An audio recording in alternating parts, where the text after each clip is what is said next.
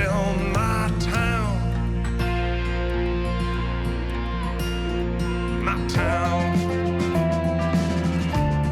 Hi, welcome. Welcome back, Season 2, Episode 2. Today, Katie and I are sitting down with Dean Brody, who is many things, but can I say that you're a serial entrepreneur? Yeah. Is that a good way to I like it. Sum it all up? That sticks, yeah. That sticks. Well, you've done so many different things and you've got your hands in so many different buckets. It's hard to pin you down, but we're excited to have you here. Welcome. Excited to be here. Thanks for having me. Yeah, of course.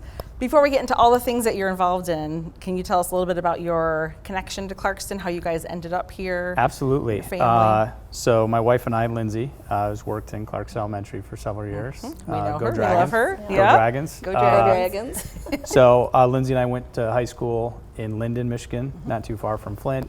We spent our college years in Ann Arbor and Ypsilanti. We spent most of our 20s in Royal Oak.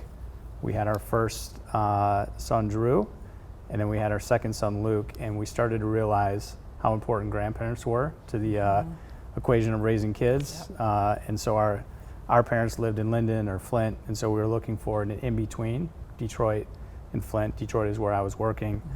And actually, summer of '04, somebody introduced us to Clarkston, and I remember it was a sunny Saturday afternoon. We came to downtown Clarkston, had an Oberon and some macaroni and cheese at the Union. The Union, and I was like, "Wow, this You never town, left. this town just has a vibe about it." And so we circled Clarkston. We moved in, I think, December '05, and have never looked back. So we've been here almost 20 years. Wow. And you'd never been here before, or had just passed through?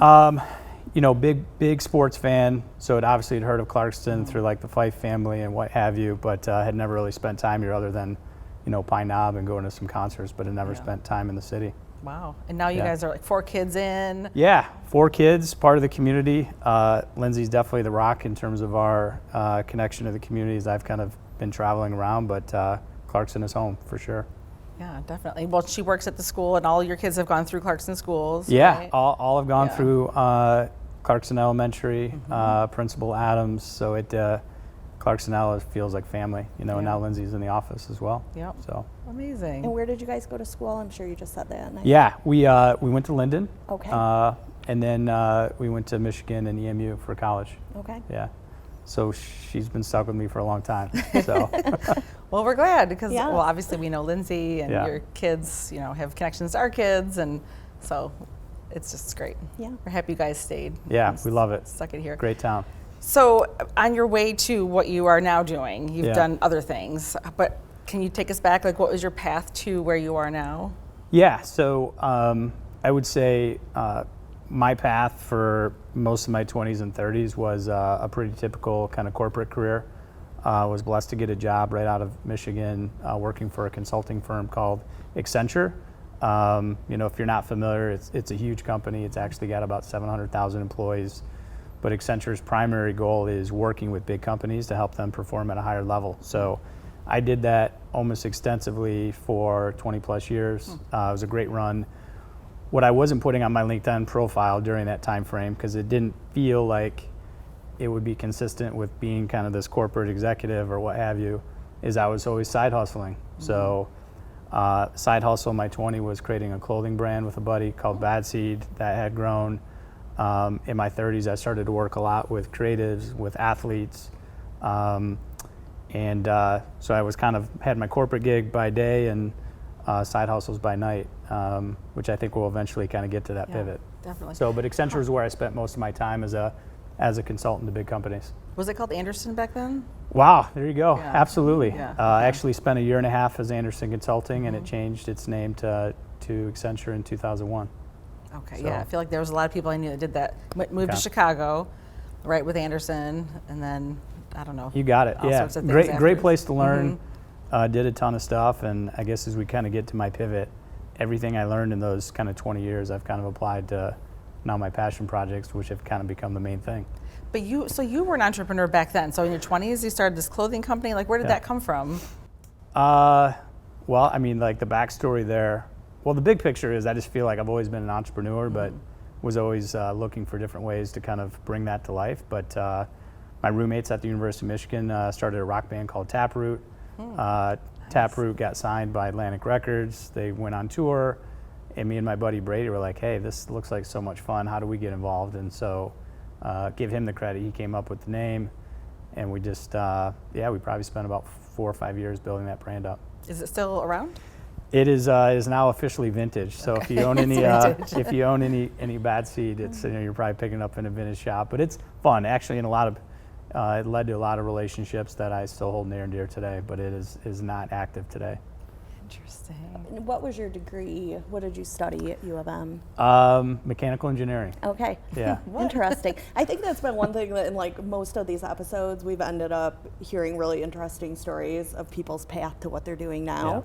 Yeah. And a lot of times it doesn't seem like a path. Not a straight line. It's not a straight line. Yeah. It was, for me, my parents wanted me to work for a big company and have a stable job and, benefits and 401k and what have you. And I think for all of us that have grown up in Michigan, the automotives tend to be a pretty typical path. And so when I went to Michigan, I didn't really have a specific path I wanted to be on. I think my parents were like, oh, go be a mechanical engineer. And I'm like, oh, that sounds great. Right. Sure. I worked for GM in college and discovered that probably wasn't going to be fulfilling for me. And consulting was really attractive at the time. You're going to travel and get to work with different companies. But Lindsay would joke that I'm the least mechanically inclined mechanical engineer, from the University of Michigan, and she may be right. That's so funny. I think you see that too with a lot of companies now. I know talking to people who even hire into Google, they aren't so worried about what your degree is in. Yeah. It's more just having that background and then kind of the experience and the training that leads you into your exact career. Yeah, exactly. I don't know if we've got any high schoolers out there, but companies are going to care about your grades to a certain extent, like 3.3 and higher. I think you're going to be good. They can want to know that you know how to solve problems. I think an engineering degree proves that. But then they're really going to want to know, like, can you communicate? Can you work with others? And so I've always leaned on my engineering degree to like solve hard problems. Yeah. But my mechanical engineering degree did not teach me how to work with people. That's a different skill set you got to figure out. Yeah. Well, I think it's really cool too. It's so much flexibility and adaptability too, is what you're, using now as you've, transitioned into this next career path. Yeah. So how did you end up deciding to rip the Band-Aid, leave corporate America, and full-time? Yeah. Great story. Not sure if I've ever kind of shared the true backstory, to maybe a public audience, but right around 40, kind of had that proverbial midlife discussion. I guess some people call it crisis. Midlife discussion. I love that. And, on paper, everything was perfect, career, family, health, everything. And so, but there was something that was missing. And so I did some self-discovery, and I actually wrote down 4 goals, and these were all independent relative to my career. And I said in my 40s, I want to commit to one of these paths. Path 1 was staying at Accenture and try to get as senior as possible, maybe even perhaps, CEO of North America. Path 2 at the time was actually politics. That's no longer of interest. Okay. Maybe it will change, but it isn't now. 3 was working in sports, ideally getting a front office position. And then 4 was trying to build a unicorn, otherwise known as a billion-dollar tech company. Yeah. I shared those 4 goals with my boss at the time. It was also my mentor, John, and still is today. And he said, you better get started if you're going to do anything other than Path 1. Fast forward 2 years later, Path 1 was really kind of emerging as the front runner. Everything was going well at Accenture, and so I was committed to staying on that path. And then that's when kind of God or fate and serendipity kind of got involved, and ultimately met the president of the Pistons. And maybe I'll pause there. There's the B side of the story, but that's the run-up, is the midlife discussion. The midlife discussion. Yeah. I really like that So term. I'll continue on then. So meet the president, vice chairman of the Pistons, Arn Tellem. Ultimately, that led to having an opportunity to advise the Pistons while I was still at Accenture. That's separate from them, though. This was. We didn't necessarily have a big sports practice, but we did this as a partnership between the Pistons and Accenture. And that ultimately led to me having an opportunity to bring a team of experts that support clients and other businesses in basketball. So we worked on analytics. If anyone's seen the the movie Moneyball with Brad Pitt in baseball. That's obviously played itself out in other sports like basketball. So we spent some time there. Then we ultimately spent some time on fan engagement. And then COVID happened. Fans couldn't go to games. And so the question that was posed back to me and the Accenture team was, if fans can't go to games, what do we do? And so it was really that work that ultimately led to the creation of REVEL, because we discovered that only 1% of fans go to games. And if you ask a fan what they want more than anything, is they want more access to the athlete. And so it was that midlife discussion at 40, the consulting work with the Pistons, discovering that 99% of the athlete or the sporting fan base is virtual, that led me to say, I think there's a business to be built here. And what's the percentage? 90? Well, only 1% of fans actually are attending sporting events in person. Yeah, 99% of the fan base is virtual. That's nuts. Yeah. Wow. So that was the jump off point. Okay. So then REVEL Moments, how long did it take you to like ramp up? Like what was that about? So REVEL Moments is a company that aspires to bring athletes and fans closer through storytelling.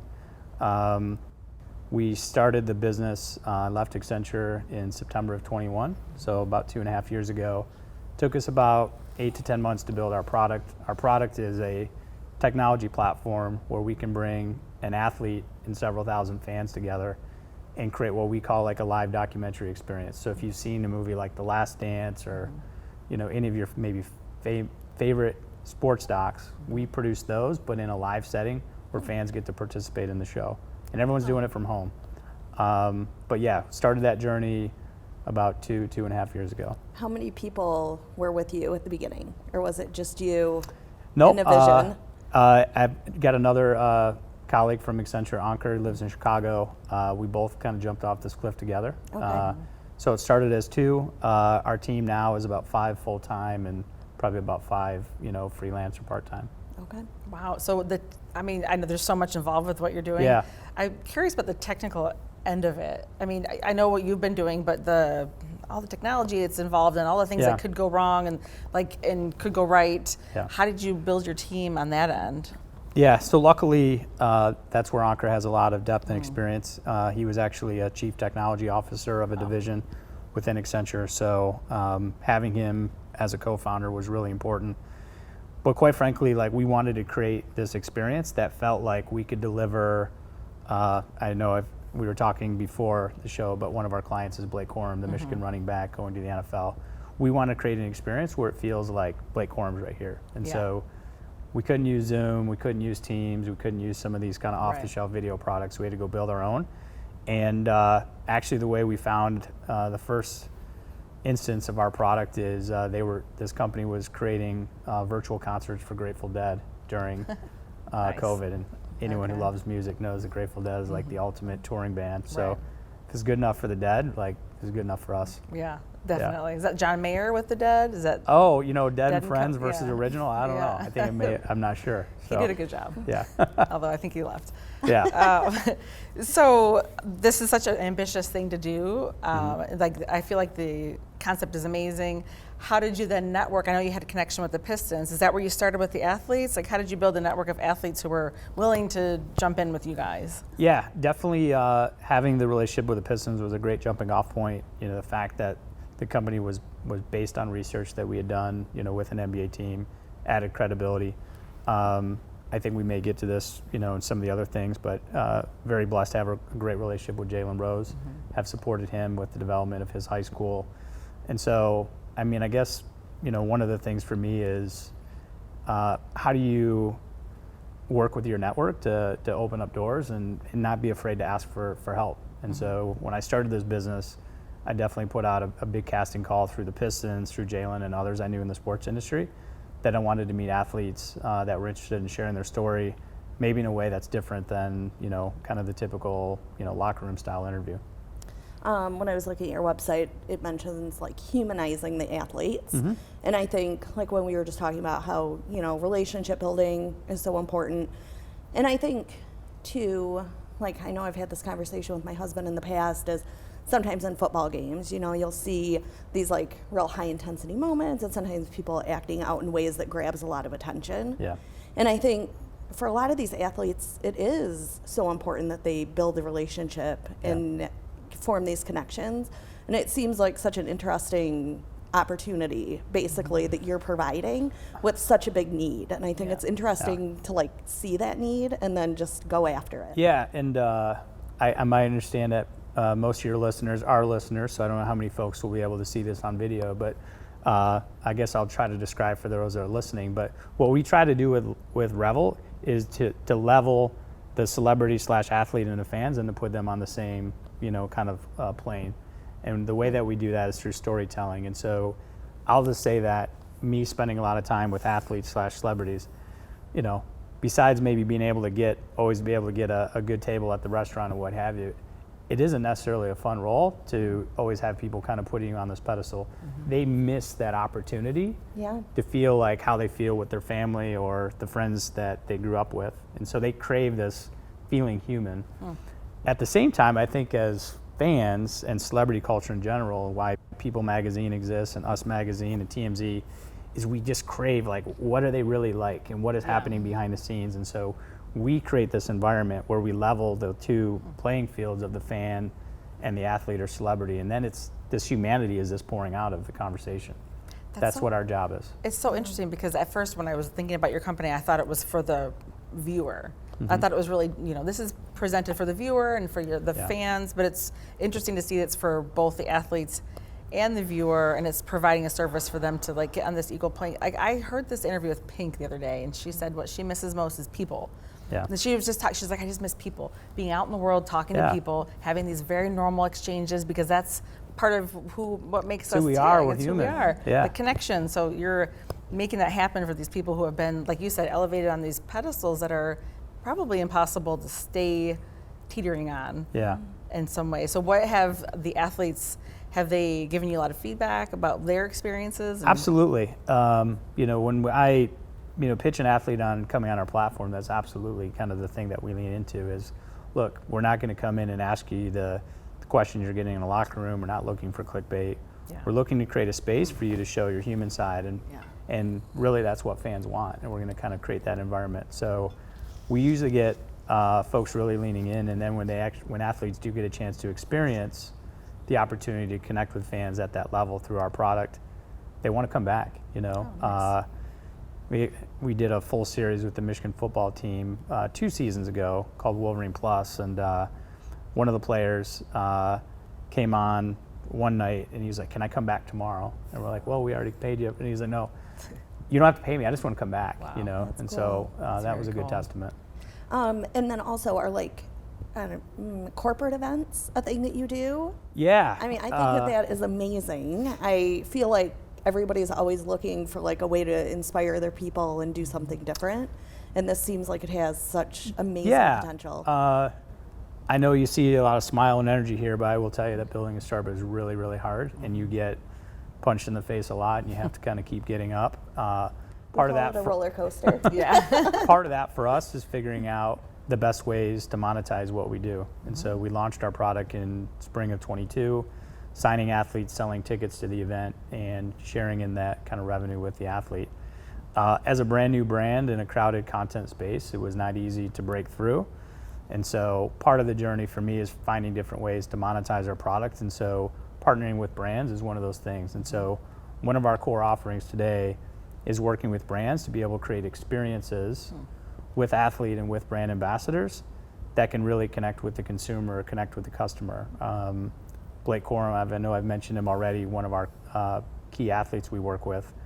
But we created an experience on behalf of Delta Dental, who wanted to create an experience for insurance agents that sell their products in the Ann Arbor market. So we created this 1-hour episode with Blake called The Humble Warrior, where on behalf of Delta Dental, we created this immersive experience with Blake and several insurance agents, literally just several months before Blake kind of became the ultimate star and MVP of the national championship. So yes, bringing experiences to brands is really kind of our bread and butter now of how we pay our bills. Yeah, no, I love it.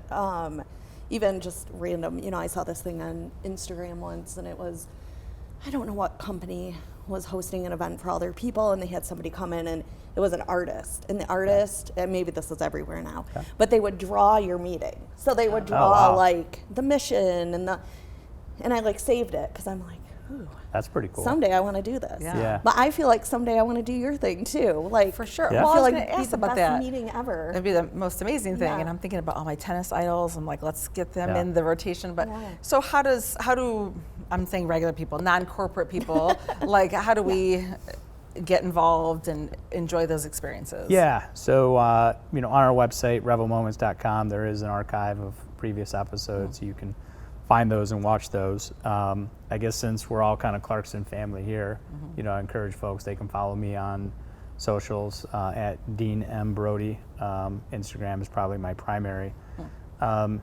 We are going to heavily focus in 2 areas in the next 12 months. One is more brand work. We have an exciting pilot with a large footwear brand that has a lot of athletes in the Olympics, so we're going to partner with them telling Olympic stories. Nice. So at a certain point, we'll be able to promote that. You're going to see us doing a lot more with Blake.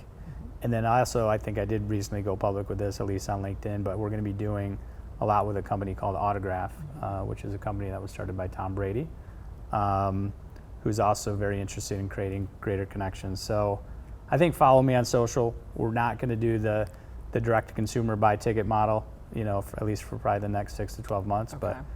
But I guess if you are a leader of a brand out there and you have marketing spend, I would love to figure out a way that we could support you. Nice. Are there any plans with the NFL draft coming to Detroit? Like, how will you be plugged in there? Yeah, so Blake is definitely somebody that we've got several things kind of in the works that we're talking about. The fact that it is in Detroit does create a unique opportunity. Happy to work with Spartans as well. It just so happens we do a lot with Really? Michigan, and they've got 18 prospects. It's actually a record, 18 prospects going to the combine. So, we're gonna have some storytelling kind of leading up to the draft, and it'll be very exciting having that in our backyard. For sure. Awesome. For But I think everybody. you'll see us show up with hopefully some combination of Blake and a brand. Okay. And obviously you have a connection to Michigan, which go blue. Yeah. I'm a fan. Talk about your connection with Jalen Rose and how that came to be. Absolutely. Starts with being a kid of the kind of the late 80s and early 90s. Fab Five was like my team, along with the bad boys of the Pistons. Yeah.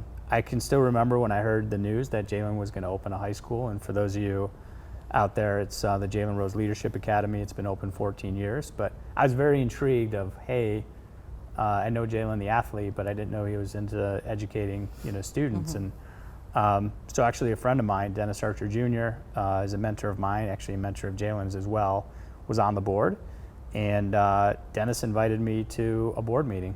These are, like all board meetings, are open to the public. So I go to the board meeting, and in the very first meeting, after the Pledge of Allegiance, Jalen gets into looking at the attendance report of the school. And he's literally going through line by line with a spreadsheet of like, I'm going to call this kid, I'm going to call this kid. And so he's reviewing a truancy report, and I was like, wow, that guy's committed. Yeah. And so I wanted to figure out how to support him. I got invited by Dennis to have dinner with Jalen at a fundraising dinner. And when I was having this meeting, and this is kind of my approach for working with athletes, is treat them like a human being. Yeah. But I'm like, this would be so inauthentic for me to act like this is no big thing, because this guy's poster was on my wall. Yeah. So, Right. Exactly. so I just said, Jalen, my goal for being here is to support you and your vision in school. But it'd be very inauthentic for me to not, at least share the respect I've had for you as a basketball fan. And so if we can just do 15 minutes of basketball talk, Yeah. I'll get it out of my system and it'll never come up again. That's fair. And so we got that out of the way. And from that point forward, eventually got asked by Jalen to join his school board. And I think it's been about 7 years. So it's amazing. 400 kids in our school, 100 per grade.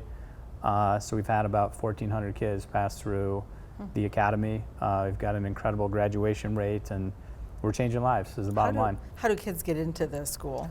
Yeah, so it's open enrollment. So I don't know if you're familiar with the Detroit public school system, but you've got a combination of Detroit public schools and charters. Our students come from actually 40 different feeder schools. They can apply, and if we reach full enrollment, there would be a lottery, but it's typically open enrollment. And so we're getting students of all different, kind of academic backgrounds, and our job is to make sure that the 4 years they spend with us, that we level them up as much as possible and get them to their next chapter. We call it a grade 9 through 16 model. So we are committed, and really it could be 9 to infinity, because we are really supporting our students forever after they leave our school. But the 9 to 16 sounds good, but whether it's college, trade school, military, we feel like it's not our job just to kind of get you off stage with a diploma, but to get you to a great job and a great lot in life. Is Jalen still very hands-on like he was? And is he able to do that he still? He is so hands-on. Wow. We had a Zoom call yesterday, just talking about some academic strategies. So I think folks know that he's taken on kind of a media career, whether ESPN and now some different programming. Mm-hmm. But I would say this is his number one job, and this is the thing that, if he were here, to say that would be my number one legacy is the Jalen Rose Leadership Academy. So hands-on for sure. That's so great to hear. Yeah. Because I grew up watching the Fab Five too. It's a big part of in my memory, and it's just cool to see that people are human first and foremost, and to see them helping in different ways, and Yeah, I mean, bottom line is Jalen views it as because he has this following and this fame or what have you, and I think he got this from his mom. It's like, well, what am I going to do with it, and how am I going to make the most impact? And so Jalen does a really good job of kind of leaning on other kind of quote-unquote Detroit celebrities to say, hey, you got to get back, Well, yeah, and I like when you're talking about legacy, I want to kind of get to, feels like you're building your own legacy, day by day, and I feel like that's a big thing for not just midlife discussion people, but as we continue to age. But I want to talk about that maybe towards the end. Okay. I'm looking at your sweatshirt, Eastside Golf. Yeah. If we can talk a little bit about that too. There's a million things you're involved in, so I don't want to forget No, it's the all main right. ones and I think that are happening. Maybe giving folks a little bit of a framework. I know we've covered REVEL, and that's where I'm a founder and operator. Part of stepping into the entrepreneurial world too is just, got to keep paying those bills. You got 4 Brody kids, and so I've always loved working with people and helping people execute on their dreams. And so one of those opportunities for me was to get behind a brand called Eastside Golf. I've known the founders, Olajuwon Ajanaku and Earl Cooper, for probably about 7-8 years. They're in their early 30s. They played golf together at Morehouse. And about 4 years ago, Olajuwon came home from work. He was working in corporate finance, wearing a suit, said, this ain't it. I want to get back to golf. And so he came up with the idea of creating a brand, which the logo, I know I'm not wearing the logo, I just have the script here.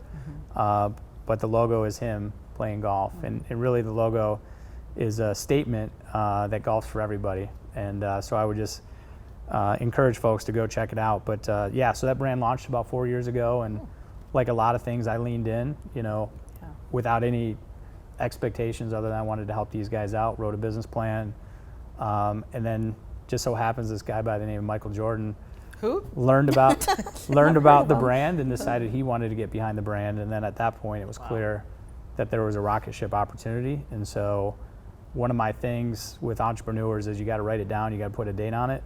And so help these guys write a plan, put dates on deliverables, and then we took a business that didn't exist 4 years ago to one of the hottest brands in golf today. But this is amazing. How is it that you're always picking winners? Like, what's the secret sauce? Or do you not want to divulge that? No, absolutely. And I'd say this, if you are going to collaborate and help somebody kind of get to the next level, they have to want it just as much or more than you. You can't want it more than the other person. And I've made that mistake before, where I've leaned in with people where I could see their potential, but I actually wanted it more than them. So that's like number one.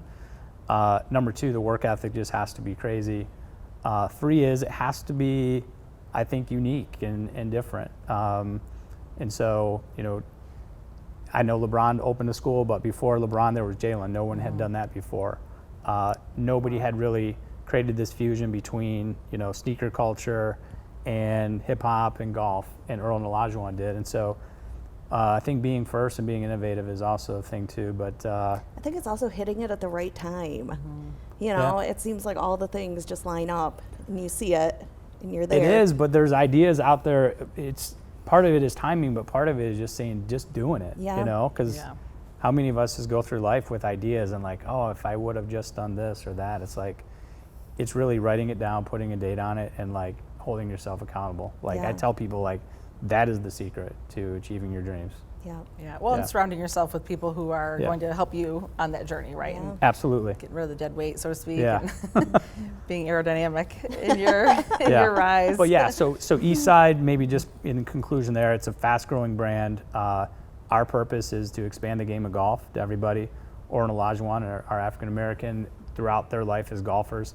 Too many times at the golf course, there weren't enough golfers that looked like them. So our goal is to really, expand the game. The PGA just made an investment in Eastside Golf, so we're Wow. very aligned there. And so, absolutely, they are the driving force behind the brand, and I'm just lucky to be a part of the team. What's all part of the brand? So what's all offered in the brand? Yeah, so it is a golf brand, but it's a lifestyle brand. So what we like to say is you can wear our clothes on the course or off the course.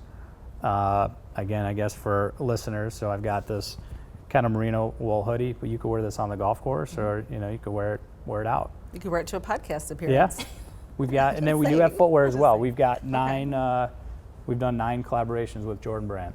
I think 6 of those have been golf shoes, and 3 of them have been lifestyle shoes. So, yeah, it's a fun brand, That and sounds it like really it. for me, I love golf. I love sneakers. I love hip. I mean, it's like a fusion of all the stuff that I'm Yeah. passionate about. Jackpot. Yeah. I know you're involved. I think I remember hearing that you're part owner of a bar restaurant in Detroit. Also, is that true? Yes, I probably own the equivalent of a bar. gosh. I probably own the equivalent of a bar stool, so Okay, it's like micro. But back to my friend and mentor, Dennis Archer Jr. So. Oh my gosh, we might have to cut this part out because it's so embarrassing. Was he the mayor? He was city council? Yeah. No, great. That's his father. So. Okay, so this is Junior. Yep, this is Okay. Junior. So. All right, we can leave it since I wasn't No, totally absolutely. uneducated. But look, I mean, there's you guys are giving me an opportunity to share things I've kind of kept in the background. But Dennis Archer Jr. has been a huge force in my career. He's opened several doors. He's a serial entrepreneur as well, and he was one of those individuals who was nudging me to kind of make the leap. But no, he had this idea of wanting to create a restaurant that I would say is kind of like a Cheers, where everyone knows your name, and it's a collection of different people from the city, diverse in ethnicity, diversity in career. And so if you go to Central Kitchen and Bar on any given day, it's going to be one of those spots, where you're going to feel some energy. So me and several friends invested in Dennis's vision. It was, like I said, a pretty small investment, but I probably have a bar stool with my name on it, Yeah. quote unquote. And we can get reservations, during Christmas time when downtown is going crazy with the What's Christmas the tree. name of it again?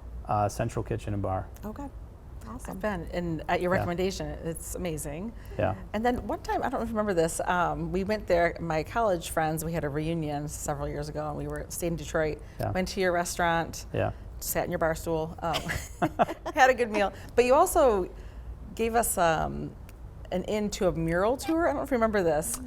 And Yeah, was that on the bikes? It was not on the bikes. It was Okay. a walking tour of the murals. It was like a graffiti mural tour of We Detroit. talked It was about this amazing. on the way to the DIA. You were Yes. telling me about it. And I Okay. always remember, it was a very unique, very cool experience. And I don't know how you came up with that or where it came Yeah, from, but it was amazing. Maybe connecting one more dot, and I promise this is, I think, the last business that I'm actively involved in. But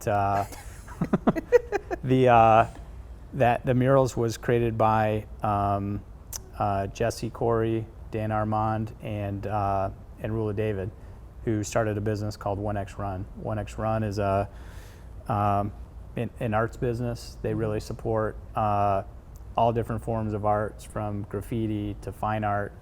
And in their journey of building their business in Detroit, they were introduced to the world of graffiti. I don't know if folks are familiar with Wynwood Walls in Miami, which is a kind of a big graffiti installation. And so they decided to do it in Detroit. So, So wait, it's a graffiti tour? Graffiti Yeah. murals. yeah, so Super if you, cool. if you go Yeah. Eastern Market, Yeah. every year, they're refreshing the walls and introducing new artists. And and Detroit is cool and a coveted place for artists to come. And so it's murals in the market. And then so 1X Run has also created a new business called Trophy. And what Trophy's mission is, along with another buddy, Jeremy Deputat, JD and Dan and Jesse and James have created the fourth revenue stream for artists. And so that is, you think about a music artist today, they make money off touring, off music, off merch. But there isn't a big collectibles market in music like there is in sports. So in sports, you think game used jerseys and what have you. And so they've created a collectibles business. They've done this kind of work for Eminem for 10 plus years, but now they're doing it for other artists like Dr. Dre, Travis Barker. And so kind of playing a similar role there as I do with Eastside. Wow. Well, I remember that. It was like the highlight of our weekend. Yeah. And we went to, I think it took us through the DeQuinder Cut, and I mean, it was just very cool. Yeah. How are you traveling? We were walking. You walk it. Yeah. And it's called 1X? 1X Run is the name of the business, and then Murals in the read it Market. So. Okay. Yeah. Very, very cool. So if there's a future serial entrepreneur out there who's listening and they're thinking, what in the world, how do I become Dean Brody? Like, what's the recipe. what's the recipe, or what's some advice you have for no, somebody? I appreciate it, and it's definitely a work in progress, and we've got a lot we still have to do to claim success, but getting started is kind of the hardest thing. And so I think you've already heard this, but I'll say it again. I think, getting a plan and putting a date on it, holding yourself accountable. I also think, at least for some entrepreneurs who maybe didn't start early on in the early 20s where they didn't have kids or mortgages and stuff like that, there's a lot of fear associated with making that jump. And so what I tell people to do is opposite of what logic would say. Is I say, imagine the worst case scenario. Imagine you make this change. Imagine you quit your job, and imagine you take this entrepreneurial journey and you fall completely flat on your face. And then ask yourself, if that happens, do you think that you could recover from that? And then if the answer to that, and usually if you go through that thought process, you can wrap your mind around bouncing back. And if you can, then it's like, well, what are you waiting for? Yeah. And so I encourage people to paint a picture of it not working out, and can you recover from that? Because I do think it's that fear factor is probably the biggest thing that keeps people from making the jump. Yeah. Well, I think there's the word I'm thinking of is courage. Yeah. You have to have a lot of courage because, you do fall. People fall on their faces all the time. Yeah. I have experience with that. Oh my gosh, I saw something the other day and it said, I wish I could remember exactly. Something like, it's courageous to do something knowing you may fail. It's also stupid knowing you can do something and you may fail. And that's why life is so hard. Yeah. Right, it's that It balance. might have been a tweak different than that, but I think it's, and I do love the idea of like just wrapping your head around the worst case scenario. Yeah. So even if it's the worst case, you're still going to come back. Yeah, if you got there. And that was for me, I'd say two things. One was me getting over that fear, and then obviously, you got to have your family on board too. And that's probably a whole other podcast in terms of, getting the family on board with this journey. But I think with those two things, then it's like, you got to go. You got to go. But I also think it's, if you don't do it, are you going to regret it? And are you going to think back and say, why didn't I just try somebody it? else is going to do it. Someone else? And you're like, right. Exactly. Well, is there any other businesses or any other adventures or organizations that you want to talk about before we kind of wrap up? No, I think that's it. I know that was a lot. No, it's amazing. I love it. If we could ask you for your recommendation for someone to come on and chat with us next, who would you recommend? Yeah, so I'll actually put two out there, kind of from different, but I will say moving into Clarkston 20-ish years ago, we all know the Fifes, and they're an institution. And Dan and Jan, and they got their boys. So I don't know. I think we got to get one of the sons, if not all the sons, to come on to really share the heritage, of the Fife family. And I just think that'd be an amazing story. And for sure, as those boys get older, and coaches retire and what have you, I think it's important for that legacy to be nurtured, but that might take some time. One of the things we really like about doing it here is the fact that they can add pictures and kind of more of the storytelling. Yeah. So I think we should try to get all three of them, as you suggested. Yeah, I think that'd be that'd be amazing, and I'm sure you would have no shortage of folks that would love to be a interested special in Oh, guest. for or sure. And they're all Yeah. very nice. I mean, Yeah. from what I remember. And then maybe a not so obvious, but one of the top footwear designers in the country lives in Clarkston. His name is Brett Golliff. Brett designed for New Balance for several years. He decided to leave New Balance and get into automotive. Designed one of the iconic Corvettes. I don't remember the exact model. Now he's back into footwear, and he designs for several brands. And he's a thought partner that I have in this community. We meet at Honcho every once in a while, and but yeah, I think Brett would be a fun guest to have on. Is he involved in Eastside Golf? He's not, but that footwear circle is small, and so we know a lot of the same people. Yeah. I just want to circle back real quick. I was talking about legacy because you had mentioned it. And Yeah. do you have an idea of what you want your legacy to be after having been involved in so many things? And what's your thought on that? Yeah, I mean, I guess for starters is family. So hopefully, between Lindsay and Drew, Luke, Al, Reese, that I was a great husband and father. I mean, I think that's like square one. I don't know. I think I want to just touch as many human beings as possible. Like, I don't say this in a vain way, but I'd love my funeral to have 20,000 people there saying like he touched my life and helped me get to this next level. Like, I really truly enjoy helping people kind of get to the next level, which has kind of made Revel a different journey, because that's like now I'm like coaching myself, to get to that next level. But no, I'm here to make a dent in the universe for sure, and leave a mark, no question about it.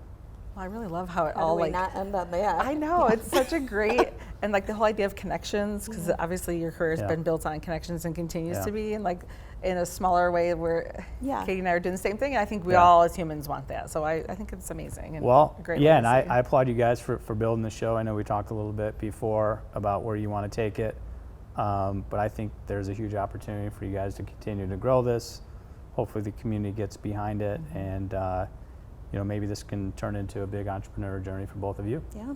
Probably need to add it to your Be on our- collection there. Yeah. Yes, we'll be on on our board that we're going to Yeah. form Yes. today. I'm game. I'm game. Thank you so much for talking with us. We really Absolutely. appreciate it. We've learned a lot and have a lot to think about, Yeah. and excited for what you have going on. Yeah, thanks for pretty having me. I awesome. really appreciate it. And I'll definitely be promoting, and let's Aw. get this listener count. Yeah, Thank So, Clarkston you. community out there, make sure you subscribe, right? That's right. Okay. that's right. Click the like, It's gonna and the be bell, big. and all the other things. All the things you know to do. Yeah. Yeah, Well, All thank you right. so much. absolutely. Appreciate it.